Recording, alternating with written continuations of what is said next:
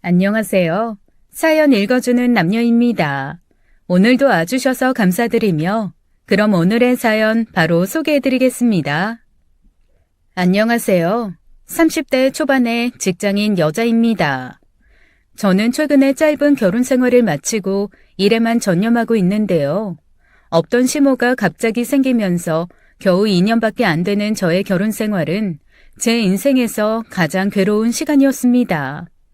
그래도 이혼을 하면서 그 끔찍했던 생활에서 벗어날 수 있었던 사연에 대해 들려드리려고 해요. 저는 남편과 2년의 사내 연애 끝에 결혼을 했습니다. 남편은 속이 여리고 마음이 따스한 면이 있었는데요. 저는 그런 남편이 좋아 결혼을 결심했습니다. 남편에게는 안타까운 가정사가 있었는데 남편의 부모님은 초등학교 때 이혼을 하셔서 남편은 초등학교 때부터 시부와 단둘이 살았다고 하더라고요. 시아버지는 헤어진 엄마와 아주 가끔 연락을 했다고 하는데 그마저도 시아버지의 눈치가 보여서 자주 하지는 못했다고 했습니다. 그래서 저와 남편의 결혼식에도 시어머니를 부르지 못할 정도였죠. 저는 엄마에 대한 그리움을 항상 안고 사는 남편이 안타까웠어요. 부모가 이혼을 했어도 남편에겐 어머니인데 시아버지가 모자의 만남을 반대하는 것을 이해할 수 없었죠. 왜 엄마랑 만나면 안 되는 건데요? 저한테는 엄마잖아요. 하지 말라면 그냥 하지 마. 엄마 자격도 없는 사람이야. 남편이 시어머니의 얘기를 꺼내면 시아버지는 화부터 냈다고 하더라고요. 아무리 대화를 이어가려고 해도 화를 내는 시아버지 때문에 남편은 더더욱 시어머니에 대한 얘기를 꺼내기 어려웠다고 했습니다. 그게 가슴의 아픔으로 남아 엄마에 대한 그리움이 더 컸다고 했어요. 나도 이제 결혼도 했고 가끔 엄마도 보면서 살고 싶어. 난 좋은 생각인 것 같아. 한번 연락드려봐. 반가워하실 것 같은데?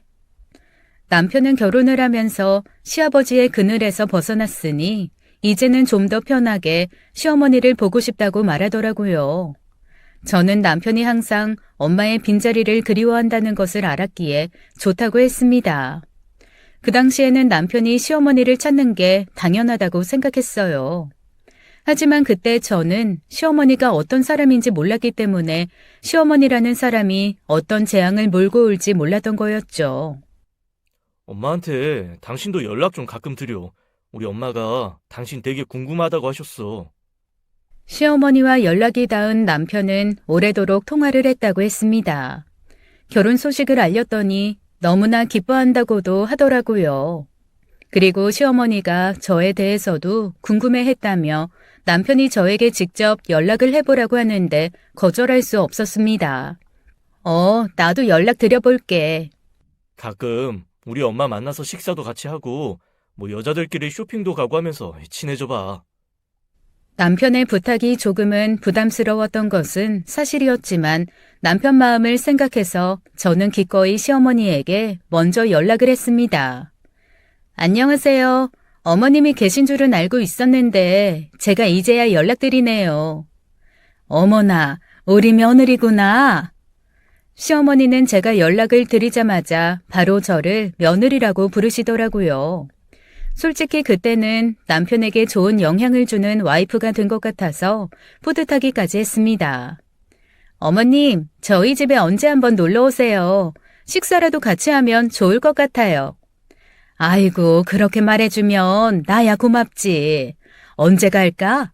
당장이라도 가고 싶은데 시간 알려주면 그때 찾아갈게. 첫 통화에 저는 시어머니가 따뜻한 분이라는 인상을 받았어요. 거기까지는 좋았죠. 그러면 이번 주말에 한번 오시겠어요? 저녁이 좋으세요? 낮이 좋으세요? 그럼 난 낮에 가서 저녁까지 있어도 될까? 조금 과하다는 생각이 들기는 했지만 아들 내외를 처음으로 보는 자리니 좀 더 오래 보고 싶을 수도 있겠다는 생각이 들었어요. 이왕 남편에게 좋은 와이프 노릇하는 거 못할 것도 없다고 생각했죠. 그리고 주말이 되어 시어머니가 집에 찾아왔습니다. 먹을 게 이렇게 많아? 이거 정말 우리 며느리가 차린 거야? 배달시킨 것도 있고요. 사 먹는 음식은 안 좋은데 평소에는 이렇게 안 먹지? 네, 어서 앉으세요. 목소리는 온화하게 느껴지던 시어머니의 첫인상은 조금 심술맞아 보인달까요? 첫인상만 보고 판단하기는 이르지만 욕심이 많아 보이는 인상이었습니다. 괜히 시자가 들어가서 제가 편견을 가진 건가 하는 생각이 들었죠. 어쨌든 시어머니와 남편은 이런저런 얘기를 나누며 즐거운 시간을 보냈습니다. 남편이 시어머니를 챙기는 모습도 보기 좋았어요. 워낙에 엄마에 대한 애틋함이 컸던 사람이라 두런두런 대화를 나누는 모습이 보기 좋더라고요. 남편도 환하게 웃는데 제가 남편을 위해 좋은 역할을 해준 것 같은 흐뭇함도 있었습니다. 문제는 그때 이후로 시어머니는 약속을 정하지 않고 찾아오는 일이 많아졌어요. 나왔다. 너희 뭐 하고 있었니? 엄마, 안 그래도 엄마한테 연락하려고 했는데요. 남편은 집에 갑자기 찾아오는 시어머니를 불편해하지 않았습니다. 시어머니를 보면 아이처럼 반기는데 솔직히 저는 갑자기 찾아오는 시어머니가 너무 불편했어요. 내가 갑자기 와서 너희 방해한 건 아니고? 에이, 무슨 아들 집에 오는데 방해를 했다고 그래요. 나도 여행도 다니고 그러면 너희 귀찮게 하는 일이 덜할 텐데 나이 먹고 능력이 없으니까 갈 데라고는 아들네밖에 없네. 엄마, 어디 놀러 가고 싶은 데 있어요? 그냥 친구들 놀러 간다고 하면 부럽고 그래. 엄마도 여행 가요. 아들도 다 뭐해. 내가 우리 엄마 용돈은 항상 챙겨줄 거니까 여행 가요. 어머 정말? 우리 아들 진짜 최고다. 우리 아들이 진짜 다 컸네. 나도 이제 친구들 앞에서 우리 아들 자랑도 할 수 있겠어. 아들 진짜 멋지다. 남편이 시어머니에게 선뜻 몇십만 원이나 되는 돈을 건네더라고요. 저에게 상의도 하지 않긴 했지만 처음 드리는 용돈이니 옆에서 뭐라고 하진 않았습니다. 그 정도야 드릴 수 있다고 생각했거든요. 하지만 사양하는 기색도 없이 냉큼 용돈을 집어드는 시어머니의 모습이 거슬렸어요. 게다가 아들의 길을 띄워주면서 돈을 받아가는 모습이 제 마음에 걸리더라고요. 아유, 날이 너무 추워졌다. 엄마, 날이 이렇게 추운데 옷을 왜 아직도 그렇게 얇은 걸 입고 있어요? 뭐 어때? 옷 사는 것도 다 돈이고 내 주제에 무슨 새 옷을 사. 엄마, 그러고 다니면 아들 속상해서 못 살지. 오늘은 당장 백화점 가서 옷 좀 사요. 백화점이 얼마나 비싼데?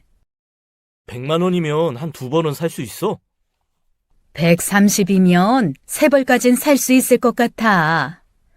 시어머니는 툭하면 갑자기 찾아오는 것도 모자라서 용돈을 바라는 기색을 노골적으로 비치더라고요. 시어머니의 말에 남편은 또 선뜻 용돈을 내드렸습니다. 저는 그게 몹시 거슬렸어요. 여행 간다, 옷 산다 이런 식으로 용돈을 받아가는 게 한두 번이 아니었거든요. 시어머니는 매번 핑계를 만들어 왔고 그때마다 남편은 시어머니에게 용돈을 드렸습니다. 조금도 망설이는 기색이 없었죠.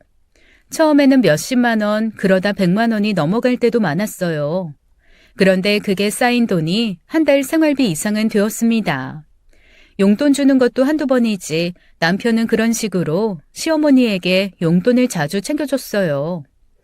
용돈 드리는 거 좋은데 아무 때나 그렇게 드리지 말고 딱 정해서 한 달에 한 번만 드리는 게 나을 것 같아. 지금 아무 때나 그렇게 드리는 건 우리 살림에 너무 과해. 그래도 여태까지 아무것도 해드린 적이 없어서 그래. 엄마가 혼자서 쓰는 돈이 뭐 그렇게 많은 것도 아닌데 어때? 우리도 살아야지. 어떻게 계속 드리기만 하면서 살아? 이번 달에 얼마나 드렸는지 알아? 당신 너무 그러지 마라. 엄마한테 돈 갖고 치사해지기 싫어. 그리고 내가 용돈 드릴 때마다 엄마가 얼마나 좋아하는지 당신도 봤잖아. 저는 남편을 말렸지만 남편은 주는 기쁨에 빠져 있었어요. 저한테는 그렇게까지 한 적이 없는데 시어머니에겐 아낌없이 주는 나무가 된 남편을 보니 이대로는 안 되겠다 싶더라고요. 저번에 사람들이 그러는데 다들 돈 100만 원씩 들여서 운동을 한다고 하더라고. 근데 나는 운동화 하나만 있으면 그걸로 걸으면서 운동하려고. 요즘 운동화는 10만 원이면 오래 쓸 수 있는 거 살 수 있다고 하더라.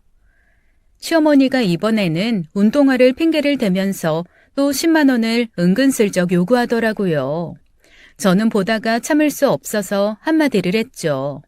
남편이 하지 못하니 저라도 나설 수밖에 없었습니다. 어머님, 저희도 10만 원이면 일주일 식비하고도 넘어요. 남편이랑 제가 얼마나 아끼면서 살고 있는데요. 운동화는 다음에 사드릴게요. 이번에는 안 될 것 같아요. 남편이 또 10만 원을 내놓기 전에 제가 먼저 끼어들었죠. 계속 이런 식으로 기준도 없이 용돈을 드리는 건 맞지 않다고 생각했습니다. 단호하지만 공손하게 말씀드렸어요. 솔직히 경우가 있는 분이라면 이 정도 말을 들었으면 스스로를 부끄럽게 여겼을 거예요. 하지만 시어머니의 태도는 그게 아니었습니다. 내가 언제 달라고 했니? 난 그냥 그렇다고 말해준 거다. 시어머니가 눈을 크게 뜨고 저를 바라보는데 그 눈빛에 타 죽을 것 같았습니다. 돈 달라는 건 아니라면서도 용돈 못 주겠다는 말을 하는 저를 노려보더라고요. 시어머니의 노골적인 시선에 저는 기가 막혔습니다. 아들이 그리웠다는 엄마가 아들에게 돈을 이렇게까지 요구할 수 있는 걸까요? 친모가 맞나 의심스러웠습니다. 근데요, 저희 정말로 넉넉한 건 아니에요. 어머님한테 한 달에 한 번 용돈 드릴 수는 있는데 자주는 못 드려요. 지금까진 남편이 워낙 어머님께 해드리고 싶은 마음이 컸지만 가정을 꾸려나가려면 계속 용돈 드리는 건 어려울 것 같아요. 내가 오늘 별소리를 다 듣는구나. 내가 가진 것도 없고 별 볼 일이 없으니 이런 말을 듣나 보다. 심기가 불편해진 시어머니의 표정이 정말이지 딱딱하게 굳었더라고요. 저를 흘겨보는 시어머니의 얼굴이 너무나 탐욕스러워 보였습니다. 어머님 연세가 그리 많은 것도 아니고 아르바이트라도 하실 수 있을 거예요. 그런 걸 알아보시는 건 어때요? 너는 나이든 시애미한테 돈 벌라고 말하고 싶니? 내가 다시는 니들한테 돈 달라고 안 할 거다. 이만 가봐야겠다. 그 정도로 말할 정도면 제가 얼마나 많이 참았을지 어른이라면 생각해 볼 법도 한데 그저 저를 탓하는 눈빛이었습니다. 엄마, 제가 다음에 챙겨드릴게요. 남편은 제 눈치를 보느라 시어머니에게만 살짝 귓속말을 하는데 저는 다 들었습니다. 황당하더라고요. 그렇게 하면 저만 나쁜 사람이 된다는 걸 남편이 몰랐을까요? 남편이 제 눈치를 본다는 걸 노골적으로 티를 내더라고요. 그날 이후로 지옥의 시집살이가 시작되었습니다. 시어머니는 연락도 없이 남편이 없는 시간을 골라서 집으로 찾아오더라고요.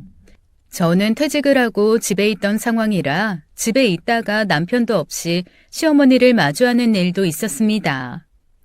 연락도 없이 어떻게 오셨어요? 지금 그이도 없는데요. 저는 시어머니가 그렇게 집에 들이닥칠 때마다 스트레스였어요. 남편도 없이 단둘이서 할 얘기도 딱히 없었고 용돈 문제로 분위기가 좋지 않아서 마음이 편치도 않았으니까요. 내가 뭐 못 올 때 온 것도 아니고 너랑 얘기도 나누고 살림도 도와주려고 온 거지. 살림을 도와주겠다고 했지만 전혀 반갑지 않았습니다. 시어머니는 입으로만 살림을 이렇게 해라 저렇게 해라 잔소리만 했지 실제로 나서서 도와준 건 없었거든요. 그리고 자잘한 심부름도 얼마나 많이 시키는지 같이 있는 게 굉장히 피곤했습니다. 요즘 시어머니들은 며느리 눈치를 본다는데 결혼식에도 올 수 없었던 시어머니는 자기는 마님이고 저는 종년인 양 마음껏 부려먹더라고요. 밥은 뭐 해 먹니? 저번에 보니까 시켜 먹기만 하는 것 같던데 너는 요리를 전혀 못해? 시켜 먹을 때도 있지만 항상 그런 건 아니고요. 시켜 먹는 음식은 아예 먹지를 말아야지. 넌 집에만 있다면서 그렇게 게으름을 피우니? 온화하게 말을 거시던 시어머니는 온데간데 없고 남편이 없으니 타박하는 말투로 바뀌셨습니다. 갑작스러운 변화에 저는 좀 억울하기도 하고 무슨 상관인가 싶어 반항심도 들더라고요. 화장실은 솔로 박박 문질러 닦니? 갑자기 살림에 관심을 가지며 잔소리를 하는 시어머니의 태도에 어이가 없었습니다. 용돈 드릴 수 없다고 하니까 그에 대한 반발로 잔소리를 한다는 걸 알 수 있었죠. 그래도 그렇지 이런 방식은 너무 치사했어요. 어머님, 저희 집은 제가 알아서 관리할게요. 네가 알아서 못하는 것 같으니까 내가 이런 얘기까지 하게 되는 거 아니니? 어머님, 이렇게 연락도 없이 불쑥 찾아오시면 저도 굉장히 당황스러워요. 너희는 왜 안 갔니? 아이는 천천히 갖자고 남편이랑 얘기 다 했어요. 살림 잔소리로는 통하지 않는 것 같으니까 이번엔 아이 갖는 일로 잔소리를 하시더라고요. 솔직히 뜬금없었지만 굉장히 불쾌하더라고요. 결혼했으면 애부터 가져야지. 천천히 갖기는 뭘 천천히 가져. 네 나이가 어디 적니? 요즘에 안 낳는 젊은 애들이 많다더라. 너 같은 애들 때문에 우리나라 미래가 걱정이야. 그렇다고 준비도 없이 아이를 낳지는 않으려고요. 저희 아직 아이 가질 정도로 여유도 없고요. 저도 지지 않고 맞섰죠. 아무리 제가 아랫사람이라도 할 말은 해야 했습니다. 제가 만만하지 않다는 걸 보여줘야 했거든요. 이런 거 저런 거 재지 말고 애부터 빨리 가져라. 네가 매력만 있었어 봐라. 벌써 애가 들어서고도 남았지. 저도 이제는 한숨이 나왔습니다. 계획하에 아이를 갖지 않는 것뿐인데 거기다 대고 매력 운운하는 건 지나치다고 느껴지더라고요. 이후로도 시어머니는 거의 매일같이 찾아와서 아이 얘기를 꺼냈습니다. 아이가 생기지 않는 건 너에게 문제가 있는 거 아니냐, 나이가 적지 않은데 불안하지도 않냐, 시도 때도 없이 잔소리를 하셨습니다. 그 소리를 거의 매일같이 들으니 저도 없던 불안함이 생길 정도가 되더라고요. 스트레스가 커져서 매일 식사를 하고 나면 항상 속이 더부룩했습니다.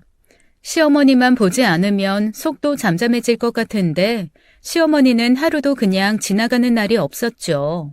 작정한 사람처럼 매일 찾아와 저를 괴롭혔습니다. 너 얼굴 보면 말이다. 애 못 갖게 생겼어. 아무리 제가 마음에 안 들어도 그렇지 어떻게 며느리한테 그런 악담을 하세요? 요즘 들어 삐쩍 마른 게 참 볼품없어서 하는 말이야. 내가 네 나이 때는 꽃같이 예뻤는데 넌 어떻게 그 모양이니? 매일 저를 흉보는 말을 듣는데 제 몰골이 멀쩡할 리 없었죠. 제가 봐도 제 모습은 눈에 띄게 안 좋았습니다. 거울을 보는데 속상하더라고요. 결혼할 때만 해도 화사했던 피부는 푸석푸석해지고 물만 마셔도 속이 쓰리고 그때는 제가 정말 큰 병에 걸린 것처럼 보였어요. 왜 그래? 어디 아파? 병원에 가봤는데 위궤양이래. 먹는 것마다 체하더니 위염도 아니고 위궤양 진단을 받았습니다. 스트레스가 원인이라고 하는데 시어머니가 저의 스트레스를 키우는데 역할이 컸죠. 당신 진짜 예민한가 보다. 남편은 제가 시어머니 때문에 스트레스를 받아서 병을 얻었다고 아무리 말해도 저를 예민한 사람으로 치부했습니다. 남편과 시어머니의 말만 들으면 이상한 건 저뿐이었어요. 어머님한테 당신이 우리는 아이 좀 천천히 갖기로 했다고 말해봐. 내가 아무리 말해도 들은 척도 안 하셔. 자꾸 아이 가지라는 얘기를 하시니까 나도 스트레스야. 어른이 그 정도 말씀은 하실 수 있지. 내가 계속 이렇게 아파도 상관없어? 당신 왜 이렇게 예민해? 당신도 다른 사람들처럼 시댁이라면 무조건 싫은 거야? 그거 옆에서 보기 안 좋아 보여. 제발 우리 엄마랑 잘 좀 지내. 그리고 내가 엄마한테 용돈 주는 것도 간섭하지 말고. 남편의 말에 제 위가 더 딱딱하게 굳는 게 느껴지더라고요. 남편의 뜻은 남의 편이라더니 정말 제 편은 아니었습니다. 그저 제가 예민한 거라고 몰아가는데 그건 남편이 실제로 당해보지 않아서 할 수 있는 말이었어요. 잔소리도 한두 번이지 그걸 매일같이 듣는데 버텨낼 수 있는 사람이 몇이나 되겠어요. 하지만 제가 아무리 말해도 남편은 들은 척도 하지 않았습니다. 제가 하는 말은 전부 귓등으로 들었어요. 어떨 땐 정말로 제가 이상한 건가 의심이 들 정도였습니다. 내가 생각해보니까 너희랑 같이 사는 게 좋겠다. 며느리가 자꾸 아프다니까 내가 옆에서 보살펴주고 집안일도 좀 해주고 그러려고. 어느 날 저녁 이번에도 갑자기 집에 들이닥친 시어머니가 남편과 저에게 충격적인 말을 했어요. 이건 제가 받아들일 수 있는 한계를 넘어서는 일이었어요. 잘 됐다. 와, 진짜 우리 엄마처럼 며느리 생각해주는 사람도 없을 거야. 남편은 신이 났고 저는 아연실색했죠. 매일 잔소리를 하는 사람이 저를 돌봐주려고 집에 들어온다는 말을 저는 믿지 않았습니다. 저를 더 가까이에서 괴롭히려고 한다는 걸 알 수 있었죠.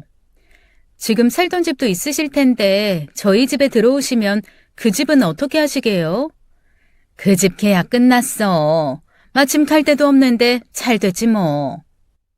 엄마, 그런 일이 있었으면 진작에 얘기하시지. 엄마가 아들 두고 어딜 가요? 남편은 저랑 결혼할 때보다도 행복해 보였습니다. 자신에게도 가정이 있다는 것을 잊은 건지 의심스러웠어요.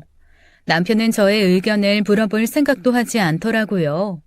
제가 시어머니 때문에 몸이 아프다고까지 말했는데 그런 얘긴 까맣게 잊어버린 것 같았습니다. 어떻게 이렇게 하나만 알고 둘은 모르는지 미치는 건 저 혼자였어요. 전 싫어요. 한 번도 생각해 본 적 없고 솔직히 어머님이 집에 들어오시는 거 불편해요. 당신 그런 말이 어디 있어? 당신 생각해서 엄마가 들어오시겠다는 거잖아. 엄마한테 그런 식으로 말하지 마. 남편이 저에게는 딱 부러지게 말도 잘하더라고요. 저만 또 예민한 사람이 되고만 거죠. 시어머니는 싫다는 저의 말에도 아랑곳 않고 그날 저녁 바로 짐까지 싸들고 저희 집으로 들어왔습니다. 저는 질색하고 싫었지만 아무도 제 얘기를 들어주지 않았죠. 그날 이후로 저와 시어머니는 사사건건 부딪히기 시작했습니다. 그야말로 악몽이 시작된 거였어요. 넌 어떻게 살림 하나 야무지게 하질 못하니? 대학까지 나왔다는 애가 이럴 때 보면 멍청한 것 같아. 지금 어머님이 아무것도 아닌 일로 트집 잡고 있는 건 아시죠? 네 말버릇 보면 해주고 싶은 말이 많은데 참고 있는 줄만 알아라. 솔직히 예전 같으면 결혼해서 애도 못 낳는 여자는 쓸모없다고 바로 쫓겨났어. 결혼을 했으면 여자가 아이를 낳는 게 당연한 거 아니겠니? 시어머니는 하지 말아야 할 말까지도 서슴없이 하더라고요. 궁지에 몰린다 싶으면 항상 애를 가지라는 얘기를 꺼냈습니다. 저를 힘들게 하려고 작정한 사람 같았어요. 같은 여자로서 어떻게 그런 말을 할 수 있는지 믿을 수가 없었습니다. 그런 말들을 듣고 저는 지고 싶지 않았어요. 좋은 말만 하면서 지내도 불편할 수 있는 사이에 막말을 들었으니 참을 수 없었습니다. 시대가 어느 때인데 조선시대에나 할 법한 얘기를 하세요? 아이도 못 낳으면 너희들이 인연이 아닌 거 아니니? 지금 무슨 말을 하고 싶으신 거예요? 화가 나서 손이 부들부들 떨렸습니다. 잘 살고 있다가 갑자기 나타난 시어머니가 잔소리를 해대는 것도 모자라 선을 넘고 있으니까요. 남편이 제 편을 들지 않으니 시어머니가 더 의기양양한 거겠죠. 인연이 아닌 것 같으면 일찌감치 이혼하는 것도 그리 잘못된 일은 아닌 것 같다. 그때 깨달았습니다. 시어머니가 우리 집에 눌러앉아 살기로 마음먹은 건 우리 부부를 갈라놓기 위해서라는 걸요. 부부의 일에 이런 식으로 끼어드는 시어머니 때문에 저는 속이 뒤집히고 화가 났죠. 남편이 이것을 알고도 시어머니를 집에 계속 있게 하지는 않을 거라고 생각해서 곧장 남편에게 말했습니다. 어머님이 나보고 당신이랑 이혼하래. 이런 말을 하시는데 내가 어머님 모시고 살아야 돼? 아니, 엄마는 왜 그런 말을 하셨지? 남편도 처음에는 당황하는 것 같더라고요. 나 계속 어머님 모시고 살아야 하면 당신이랑 이혼할 거야. 나도 이제 더는 못 참겠어. 당신까지 왜 이래? 중간에 있는 나 생각해서 좀 참고 엄마랑 잘 좀 지내봐. 그럼 이제 어머님한테 용돈 주는 것도 그만하고 어머님 나가시라고 해. 안 그럼 나 진짜 이혼이야. 나 못해. 당신에게 말은 안 했지만 엄마 생활고에 시달리셨나 봐. 나 우리 엄마 불쌍해서 못 내쫓아. 그럼 당신은 어머니랑 살아. 저는 진심이었습니다. 시어머니를 챙기느라 와이프가 아파도 참으라고 하고 있는 돈도 다 갖다 바치는 남편을 이해할 수도 없었고 이런 생활이 계속된다면 이혼이 답이라는 생각이 들더라고요. 네가 우리 아들이랑 결혼만 안 했어도 내가 아들이랑 더 즐겁게 지낼 수 있었을 거다. 남편에 대한 실망감과 시어머니에 대한 원망을 겨우 견디고 있는데 시어머니는 남편이 없을 때마다 저에게 시도 때도 없이 막말을 했습니다. 하루는 도저히 참을 수가 없어서 시아버지에게 전화를 걸었어요. 매일 위궤양 약을 달고 사는데 이대로 있다가는 제가 죽을 것 같았습니다. 시어머니의 막말에서 저를 지켜줄 사람이 남편이 아니라는 건 분명히 알았어요. 그래도 시아버지는 이런 상황에서 도움이 될 것 같았습니다. 아버님, 저 아무래도 이대로는 못 살 것 같아서 이혼해요. 아이, 잘 지내다가 갑자기 그게 무슨 말이야? 갑자기 나타난 어머님이 저희 집에서 지내고 계세요. 남편은 끝도 없이 어머님한테 용돈을 드리고 있고 어머님은 저한테 이혼하라는데 제가 어떻게 정상적인 결혼 생활을 할 수 있겠어요. 어머님이라니? 아이, 그 여자가 왜 너희한테 나타나? 저랑 남편은 아이도 천천히 가지려고 했는데 아이를 못 낳는 게 인연이 아니라고 헤어지라고 하시네요. 그래서 헤어지려고요. 내가 당장 갈 테니까 그 여자 어디 도망 못 가게 꼭 잡아놔. 시아버지가 놀라서 묻더라고요. 남편이 시어머니와 연락하는 걸 끔찍하게 싫어했던 시아버지였기에 화가 굉장히 많이 나신 것 같았습니다. 그리고 얼마 안 있어 시아버지가 집에 들이닥쳤죠. 가만히 있던 시어머니는 갑자기 나타난 시아버지의 모습에 많이 놀라더라고요. 당신이 여기로 어떻게 왔어요? 아니, 네가 무슨 자격으로 시애미 노릇을 해? 네가 무슨 자격으로 우리 며느리를 시집살이를 시켜? 노발대발한 시아버지가 소리를 버럭 질렀습니다. 내가 못 올 때 왔어? 왜 나한테 소리를 질러? 주춤하던 시어머니가 되받아 쳤어요. 애도 못 낳는 주제에 내 며느리한테 애를 낳으라고 시집살이를 시켜? 네 아들도 아니면서 어디서 시애미 노릇을 해? 시아버지의 말에 저는 기가 막혔죠. 시어머니야말로 아이를 낳지 못하면서 저에게 왜 아이를 안 낳으냐고 그 난리를 쳤던 거였습니다. 내가 낳은 아들은 아니어도 내 아들은 맞아. 바람나서 쫓겨난 주제에 뭐? 네 아들? 너 때문에 애 엄마가 제 아들도 보지 않겠다고 했어. 이게 다 너 때문이야. 이제 내 아들 가정까지 파탄을 내려 해? 내가 너 오늘 가만두나 봐라. 시아버지는 그 자리에서 시어머니를 잡아 끌어다가 현관 밖으로 내쳤어요. 솔직히 그 나이에 내동댕이 처지는 모습을 보고 있으면 안타까워야 하는데 저는 아무렇지도 않더라고요. 시어머니와 시아버지 사이에는 아주 복잡한 사연이 있었더라고요. 시어머니는 남편의 친모가 아니었고 시아버지가 가정이 있는데도 외도를 해서 만난 여자였습니다. 그 일 때문에 시아버지와 남편의 친모가 이혼을 한 거였고 시아버지와 그 여자는 같이 살았는데 외도가 습관인 여자가 또 다른 남자를 만나 집에서 쫓겨난 것이었죠. 남편이 너무 어릴 때 있었던 일이라 남편은 그 여자가 자신의 엄마인 줄 알았던 겁니다. 시아버지는 남편이 상처를 받을까봐 이 일에 대해서는 남편에게 함구했던 겁니다. 그러니 시아버지는 남편이 그 여자와 가끔이라도 연락을 하면 끔찍하게 싫어했던 거죠. 친모가 아닌 것 같다는 저의 의심이 사실이었던 거예요. 외도를 저지른 시아버지에게도 충격이었지만 이 모든 사실을 알고 나니 그 여자가 더더욱 소름 돋게 싫었습니다. 남편의 친모도 아니면서 저에게 독한 시집살이를 시킨 여자였으니까요.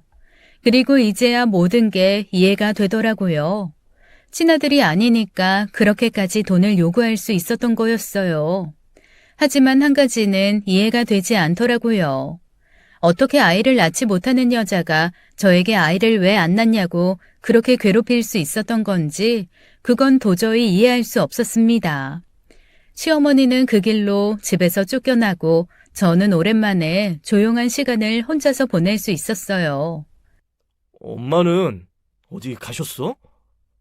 남편은 집에 오자마자 친모도 아닌 그 여자를 먼저 찾더라고요. 나갔어. 그 여자 당신 친어머니 아니야. 그게 갑자기 무슨 말이야? 엄마가 어딜 나가? 저는 남편에게 오늘 있었던 일을 얘기해 주었습니다. 그러자 남편은 충격을 받은 얼굴이더라고요. 그리고는 눈물을 줄줄 흘렸습니다.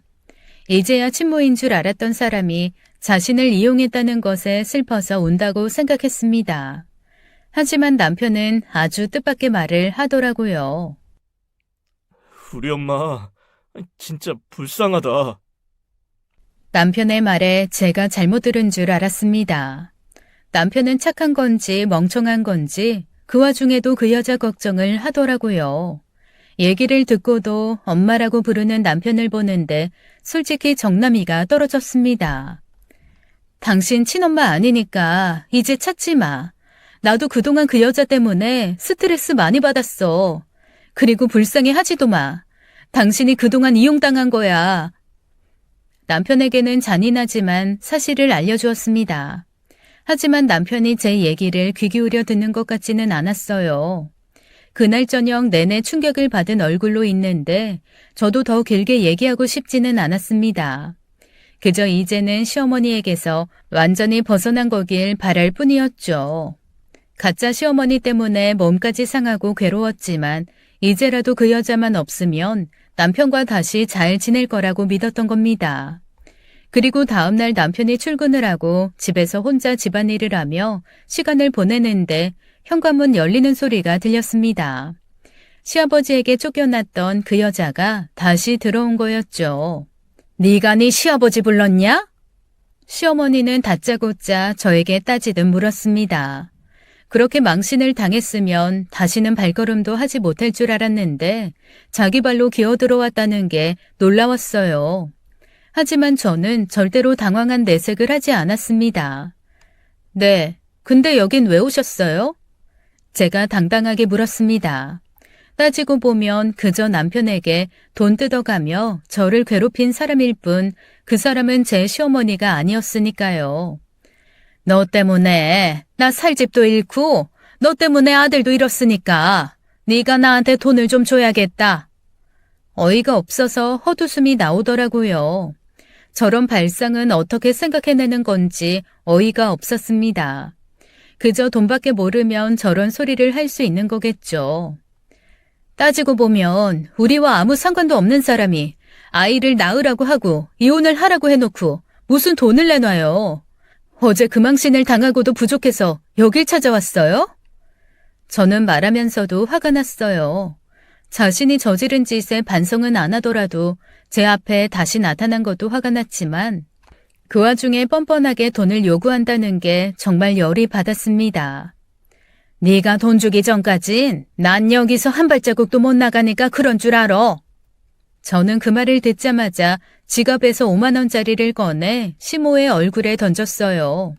그렇게 돈이 좋으면 가지라고 거지에게 적선을 하듯이 집어 던졌습니다. 이거 받고 나가요. 다시는 이 집에 발도 들일 생각도 하지 말고. 저는 말 그대로 그 여자를 내쫓았습니다. 그 여자는 자존심도 없는지 바닥에 떨어진 5만 원을 줍고는 저를 노려보더라고요. 탐욕이 가득 담긴 얼굴이 보기 싫어 고개를 돌려버렸습니다. 그리고 곧장 현관문 비밀번호를 바꿨죠. 다시는 집으로 찾아오지 못하게 해요. 그 이후로는 몇 번 더 찾아오긴 했지만 시아버지를 부르겠다고 했더니 그 뒤로 찾아오지는 않았습니다. 하지만 그 여자의 그림자가 거기서 끝난 건 아니었어요. 집으로 날아온 우편물에 저는 기절하는 줄 알았습니다. 남편의 카드 명세서였어요.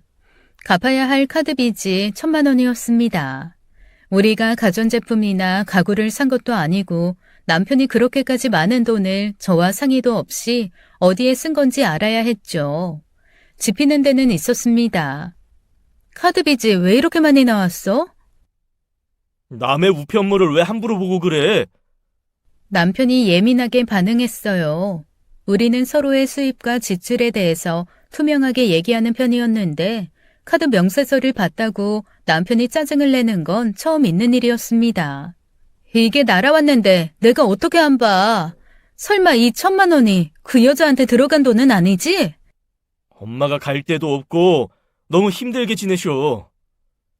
당신 정말로 그 여자한테 이렇게 돈을 막 쓰고 있었던 거야? 이거 말고도 또 돈 들어가는 거 없는 거지?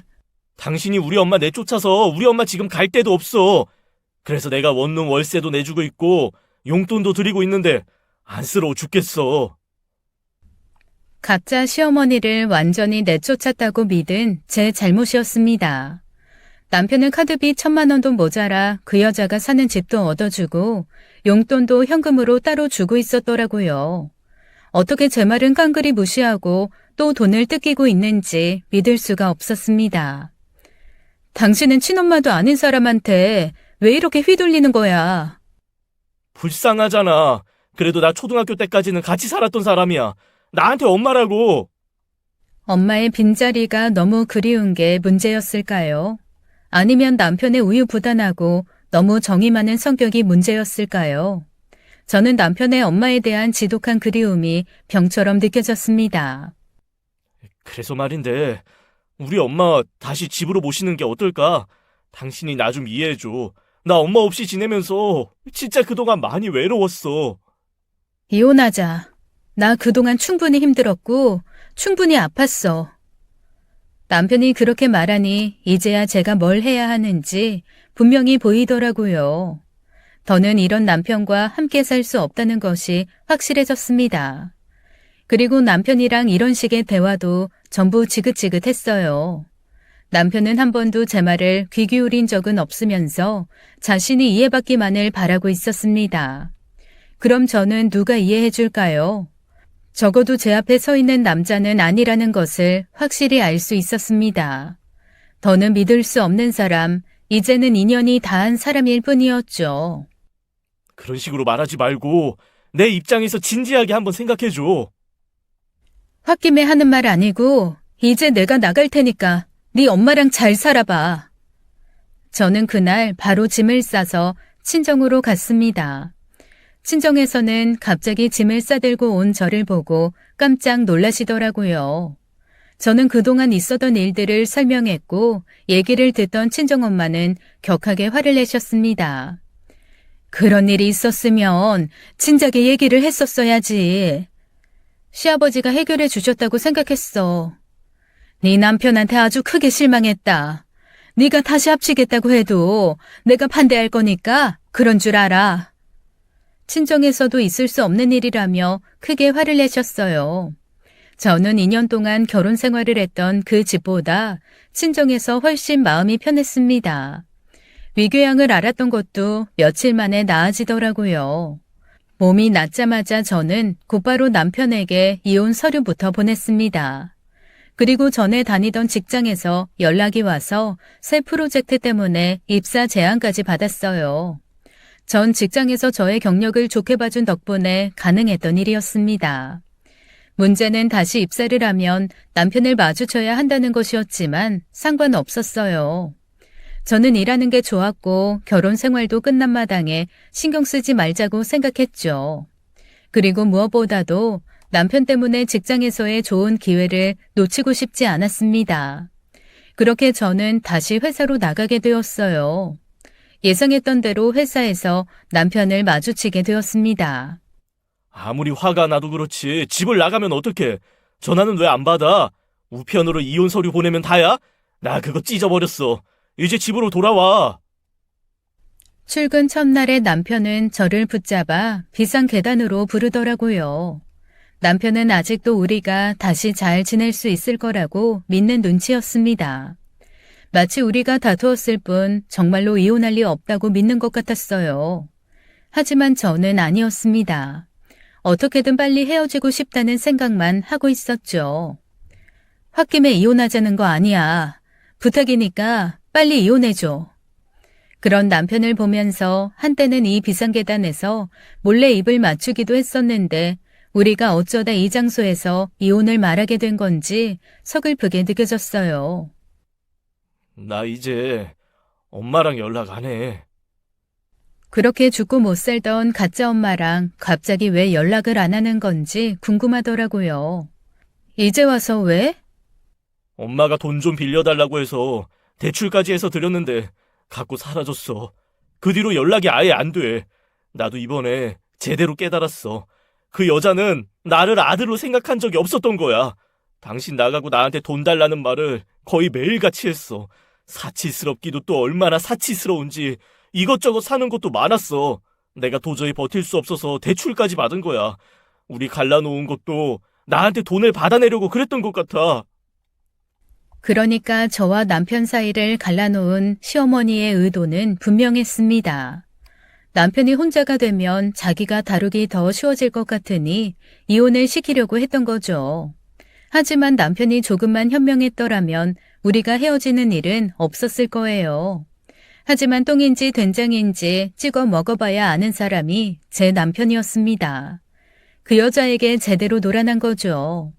있는 돈도 다 뜯기고 그것도 모자라 대출까지 받아서 시어머니에게 갖다 바친 남편이 그제야 자신이 이용당했다는 것을 알아차렸어요. 남편에게서 더는 뜯어낼 게 없다는 걸 안 그 여자는 뒤도 안 돌아보고 남편을 버렸습니다. 그 여자가 남편을 정말로 자신의 아들이라고 생각했더라면 그렇게 했을까요? 아니요, 절대 아니었습니다. 그래서 이제야 다 알았으니까 날 찾는 거야? 당신까지 나 버리지 마. 나 그 대출금까지 갚으려면 미쳐버릴 것 같아.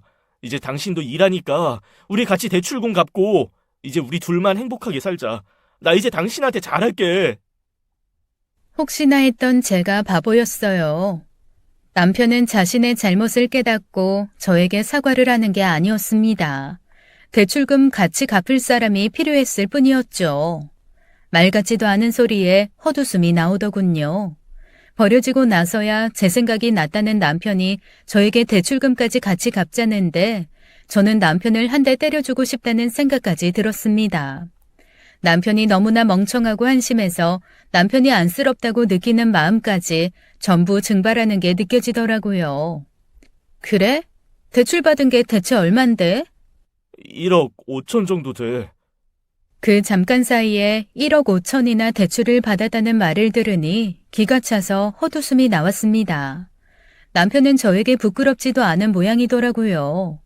이건 아니라고 아무리 말해도 듣지 않았던 남편이 벌을 받는 거라고 생각했습니다. 그러니까 당신은 내가 이제 일도 시작했으니까 대출금 같이 갚을 사람이 필요해서 같이 살자는 거네? 아이, 그런 건 아니고 나 당신 그리웠어. 당신은 현명하고 항상 나를 위해 말을 해주는 사람이잖아. 나한테는 엄마가 필요한 게 아니라 당신이 필요한 건데 내가 그걸 너무 늦게 깨달은 것 같아. 내가 왜 당신이랑 그 멍청한 대출금까지 갚아야 하는 건데? 우리는 부부잖아. 착각하지 마. 네 엄마 때문에 내가 위궤양 걸리고 못 견디겠다고 할 때 너 어떻게 했어? 내가 예민한 거라고 그저 참으라고만 했잖아. 그런 널 어떻게 믿고 같이 살아? 너는 뭘 그렇게 잘했는데? 애원하던 남편의 태도가 한순간에 바뀌었습니다. 갑자기 목소리를 높이며 저에게 삿대질을 하더라고요. 마치 이 모든 게 저 때문에 일어난 일이라는 것처럼 따지는데 자기가 잘못한 건 보지 못하고 남탓만 하는 남편이 어리석어 보였죠. 내가 잘못한 게 뭐가 있어? 솔직히 너도 잘한 거 없잖아. 네가 우리 엄마 내쫓지만 않았어도 나도 대출까지 받아서 돈까지 주지는 않았을 거 아니야. 이제는 자기가 대출을 받은 게 제 탓이라고 하더라고요. 대출을 제가 받으라고 했나요? 자기가 가짜 엄마에게 속은 게 제 탓인가요? 남편의 황당한 말에 저는 뒤통수를 맞은 기분이었습니다. 그게 어떻게 내 잘못이야? 아버지까지 불러서 우리 집 쑥대밥 만들어 놓고 그것도 모자라서 우리 엄마 내쫓게 만들었잖아. 그래서 내가 그런 엄마 불쌍해서 대출까지 받은 거 아니야. 그런데도 네 책임이 없어? 너도 대출금 갚아야 할 의무가 있어. 남편에게 저는 세상 나쁜 년이 따로 없었습니다. 어떻게 생각의 회로가 그렇게 돌아가는지 알 길이 없었죠. 이제는 시아버지를 부른 일까지 트집을 잡으며 모든 걸 제 탓이라고 말하는데 이런 남자에게 애정이 남아있을 리가 없었습니다. 네 가정사 복잡한 건 안 된 일이지만 그걸 내 탓으로 하면 안 되지. 그럼 나도 한번 읊어볼까? 내가 용돈도 주지 말라고 했고 우리 집으로 들이지도 말라고 할 때 넌 뭐 했어? 너는 남편 보기를 우습게 하니까 나한테 이래라 저래라 한 거잖아. 이혼해. 그리고 이혼은 해도 대출금은 너도 같이 갚아야 할 거야. 이 남자는 갱생의 가능성이 없다고 판단했습니다. 그리고 우리 사이는 이걸로 정말 끝이었죠. 아쉬운 마음은 하나도 없었어요. 결혼하기 전에 이런 사람이라는 것을 미리 알았다면 좋았겠지만 지금이라도 알게 된 게 오히려 다행이라고 여겨졌습니다. 며칠 뒤에 남편은 저 때문에 가정이 파탄이 났다면서 이혼 소송을 했더라고요. 대출 빚을 저도 갚아야 한다고 하더라고요. 변호사를 찾아가 상황을 설명했더니 변호사가 웃기만 했습니다. 말이 안 되는 일이네요. 의뢰분께서 대출 빚을 갚아야 할 의무는 전혀 없습니다. 제가 그 뜻을 분명하게 전달할게요. 오히려 남편에게 위자료 소송을 진행할 수 있는데 위자료 소송 진행하시겠어요? 조용히 합의 이혼을 진행하려고 했던 저는 그대로 위자료 소송을 진행했습니다. 그리고 결과는 어떻게 되었냐고요? 우리는 이혼을 했고 남편은 위자료를 지급하라는 명령이 내려졌어요.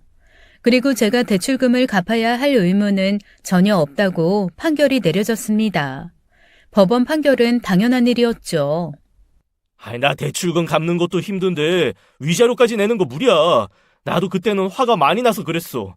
그래, 대출금까지는 안 갚아도 되는데 내가 위자료까지 내는 건 진짜 힘들어서 그래.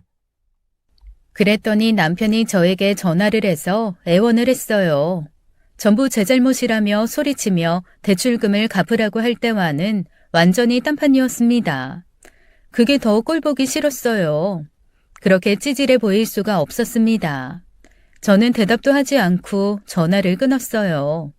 그 사람과 더는 말도 섞고 싶지 않았습니다. 그렇게 저와 전 남편의 인연은 완전히 끝이 났어요. 가끔 회사에서 마주쳐도 아주 모르는 사람처럼 서로에게 눈길도 주지 않았습니다. 그렇게 지내는 것도 크게 스트레스는 아니었어요.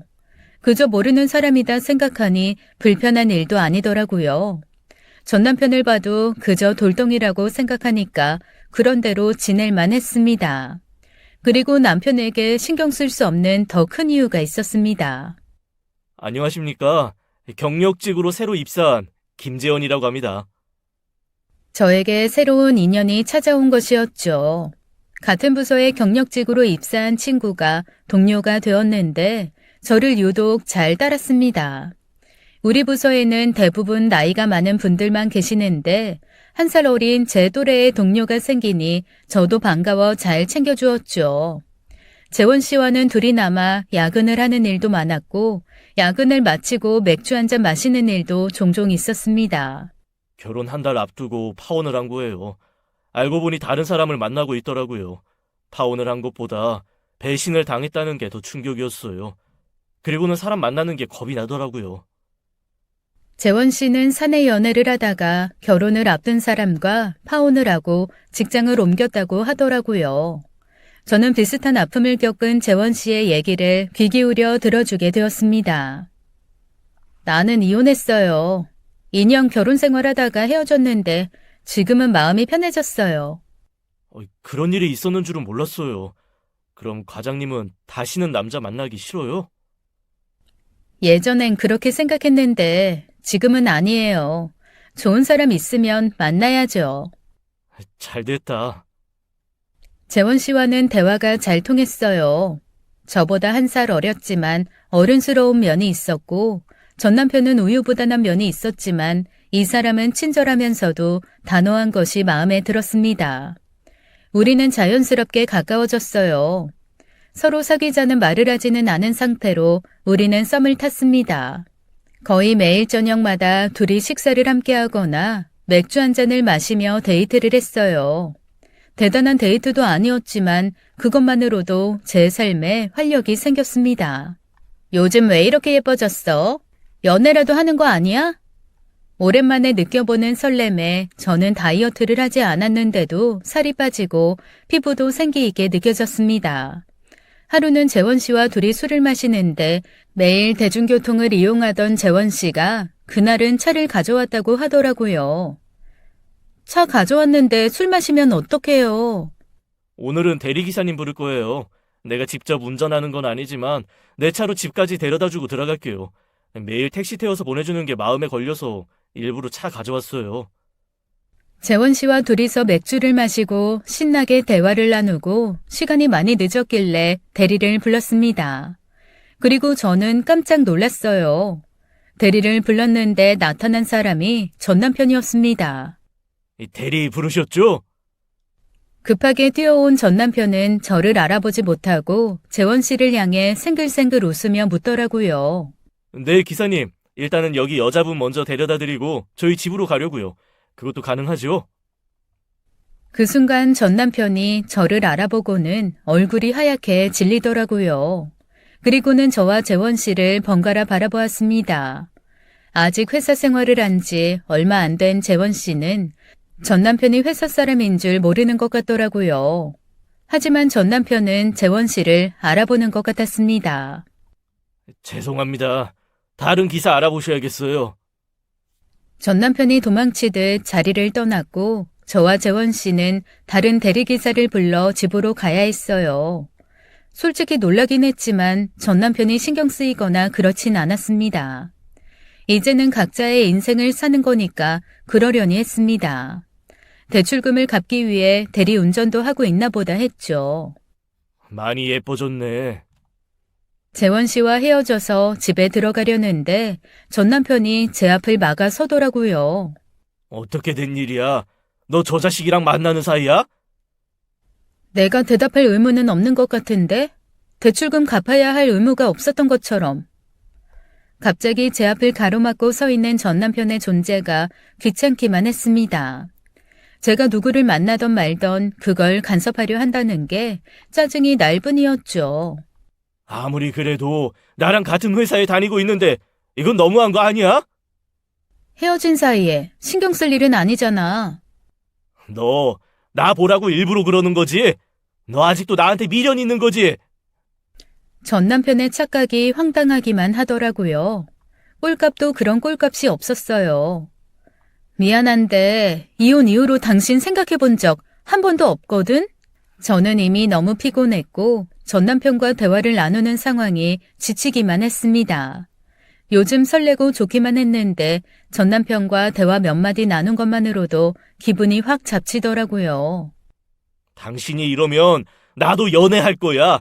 지금이라도 후회하면 말해. 용서해줄게. 이 사람이 미친 게 아닌가 하는 생각이 들더라고요. 이런 식으로 말해봐야 본인만 초라해진다는 걸 모르는 것 같았습니다. 대출금 갚느라 대리운전하면서 투잡하는 것 같은데 나한테 헛소리할 시간에 돈이라도 더 벌어. 당신 아직 위자료 다 안 줬잖아. 저는 그대로 전 남편을 두고 집으로 들어갔습니다. 그리고 다음 날 그야말로 회사는 난리가 났죠. 전 남편이 아침부터 신입사원에게 고백을 했다가 대차게 차인 거였습니다. 그게 회사에 소문이 나서 점심시간엔 모두가 전 남편 욕을 하고 있더라고요. 전 남편에게 고백받은 여직원은 이제 막 대학을 졸업해서 취직한 20대 중반의 어린 친구였는데 충격을 받았는지 회사를 그만두겠다고 했답니다.